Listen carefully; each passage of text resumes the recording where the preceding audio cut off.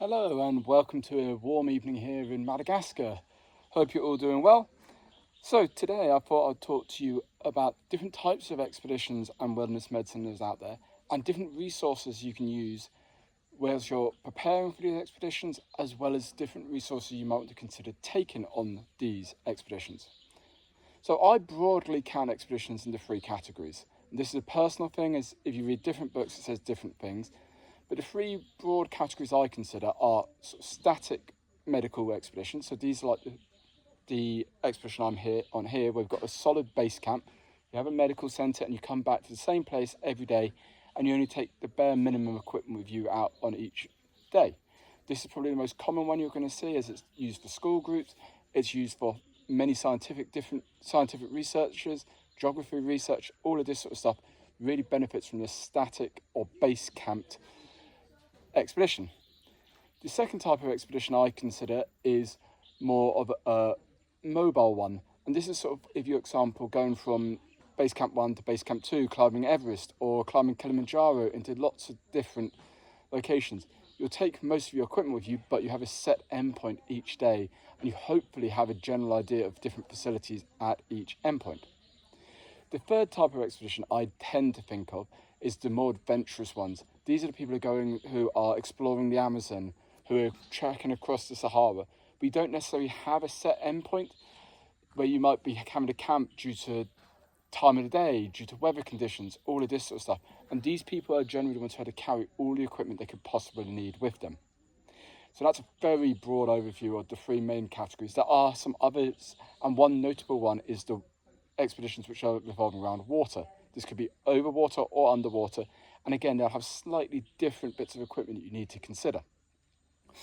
An expedition could be anything. An expedition could be anything from a couple of day trip where you're hiking a couple hundred miles to base camps like this where we're here for 6 to 8 weeks, or to even longer service where you're out there for months and months at a time trying to research something or trying to complete a task, for example crossing Antarctica. It doesn't matter your location with these expeditions either. Some people might class the expedition as the Cape Wrath Trail in northern Scotland, where you're hiking for days and days without necessarily having any meet-up points, any base camps, or any way of replenishing supplies. Other examples of expeditions could be climbing Kilimanjaro, as I used earlier, or hiking the 11 peaks in Nepal, all of which are different types of expedition, and you need to consider different things when you're planning for these. I can't go into all different types of expedition or all different resources you might need, and there's a whole university courses, there's hundreds of books on all the different things, and I'm just trying to give you a very brief introduction to my thoughts and feelings on expedition medicine. So let's think about how you can prepare yourself for all of these expeditions. I'm going to go through a couple of the key sort of resources I carry with me, as well as resources I have at home, and some of these resources may be paperback or they may be digital, both of which are really useful in different ways. Key things I would say to you though is I got out here today a couple of weeks ago, and I tried to use apps on my phone such as MD Calc to work out a strep throat or centre score. It hadn't downloaded properly, and I have no internet signal out here. So big hint and tip I'll give you all when going anywhere, guys, is making sure all your apps are up to date and they don't need internet access to use them. So the best bit of advice I can give you to start off with is an iPad. Absolute great bit of a kit. You can carry hundreds of books on the iPads and you can access them nice and easily. For example, on my iPad here, I carry books from the Oxford handbooks in a wide range of things. I carry clinical examination books, I carry major incident books, I carry travel medicine books. I carry all of them which can be stored on your iPad for quick and easy access. Again though, with the iPad, you need to make sure it's always fully charged. Great bit of a kit, easy to get broken though. I'd probably suggest you carry something like an iPad mini. Other brands are available. I know the Samsung phones are quite good as well. But other benefits of these is you can take pictures of wounds, of cuts, etc. to see how they're progressing.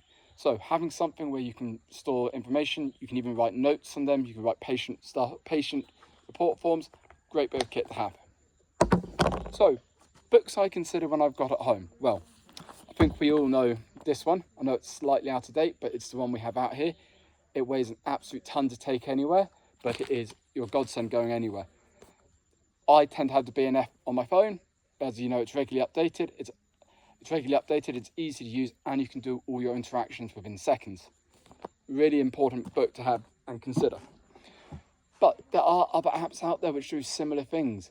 For example, there's the iResus app, or even JRCalc, all of which can help break down guidelines and protocols in a far simpler way than trying to work out different drugs in the BNF. The BNF is great and gives you huge amounts of information, but you need to know how to use it.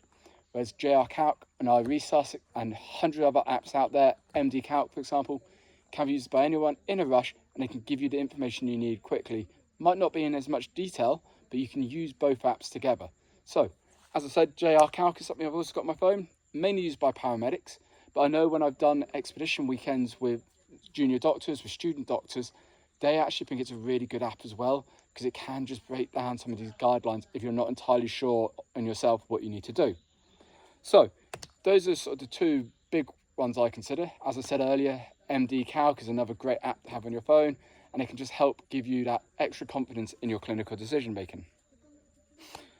So, I need to say right now before I talk about the next book, I have been given this book for free by a colleague of mine, Dr. Tom Madison, who works at the College of Remote and Offshore Medicine, has sent me these books very graciously. So they are excellent books. I asked him to send them to me because I wanted them for my own collection. He generously donated them. The first book he sent me is the Pre-Hospital and Emergency Ultrasound Logbook and Guide. I did his POCUS course a few years ago, run by the college. Really good little course, and POCUS can be a really useful thing in the remote and expedition wilderness setting, as it can help you look at things like aorta size. It can look at optic issues. It can look at a huge amount of different imaging which we might not consider. So that's a good book for me to carry. Another one which he's recently published, which is great before you go on expeditions, is this one here, which he published with Dr. Corrick. It's all about the Wilderness Paramedic Exam Prep.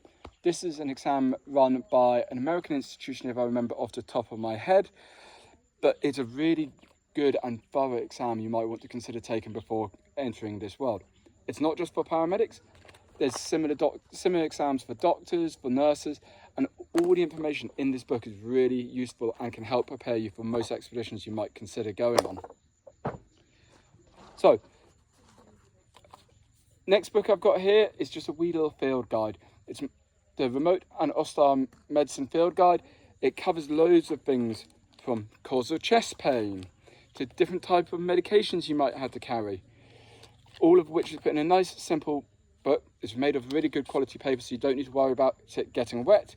Talks about placing NG tubes, abdo pain, field dentistry. I'm not a fan of that one, but it's a really useful thing to know which is in there.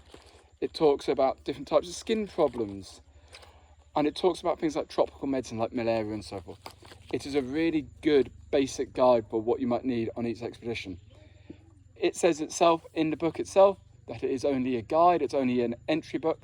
It's something you want to carry with you on expeditions, but you might want to refer back to some of the more in-depth research or in-depth courses if you want to get further information prior to going on expeditions. So now finally on to the two books which I carry pretty much everywhere, and they're the two Oxford handbooks.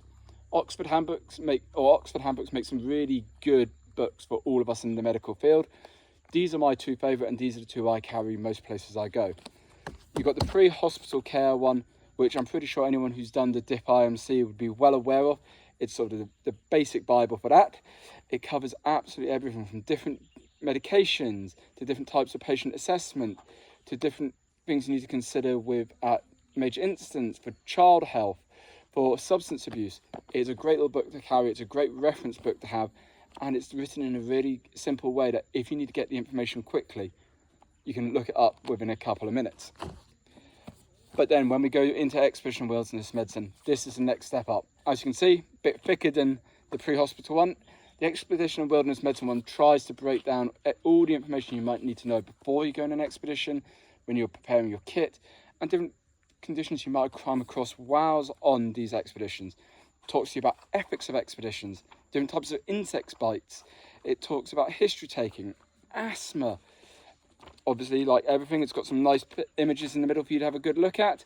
But it also covers things like Rift Valley fever, so some of the more interesting conditions you might not see on a day-to-day